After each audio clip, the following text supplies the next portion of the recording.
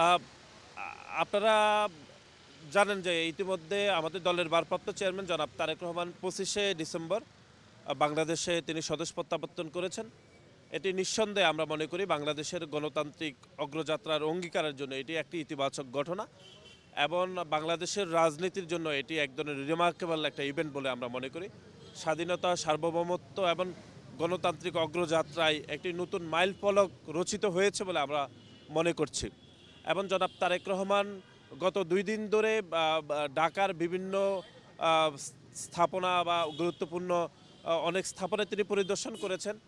আপনারা দেখেছেন যে প্রচুর সংখ্যক নেতাকর্মী এবং সাধারণ মানুষ জনাব তারেক রহমানকে দেখতে ভিড় করেছেন, ওনাকে স্বাগত জানিয়েছেন এবং আজকে অল্প কিছুক্ষণ পরেই তিনি জাতীয় কবি কাজী নজরুল ইসলাম এবং আমাদের জুলাই আগস্টের সম্মুখ সারির যোদ্ধা শরীফ ওসমান হাদির কবরে তিনি পুষ্পস্তবক করবেন।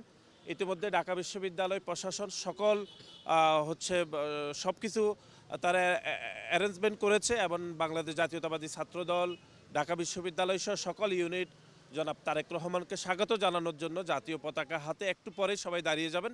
আমরা আশা করছি এই প্রোগ্রামটিও অনেক বেশি নির্বিঘ্নে হবে এবং জনাব তারেক রহমান দীর্ঘ সময় পরে ঢাকা বিশ্ববিদ্যালয়ে তিনি আজকে উপস্থিত হচ্ছেন। আমরা বাংলাদেশ জাতীয়তাবাদী ছাত্রদল পুরো পরিবার আসলে এটি আমাদের জন্য এক ধরনের আবেগ কাজ করছে এবং আমরা মনে করি যে জনাব তারেক রহমান যে গণতান্ত্রিক বাংলাদেশের স্বপ্ন দেখেছেন সেটির বাস্তবায়নের জন্য বাংলাদেশ জাতীয়তাবাদী ছাত্রদলের সর্বস্তরের নেতাকর্মীরা জনাব তারেক রহমানের পাশে থাকবে।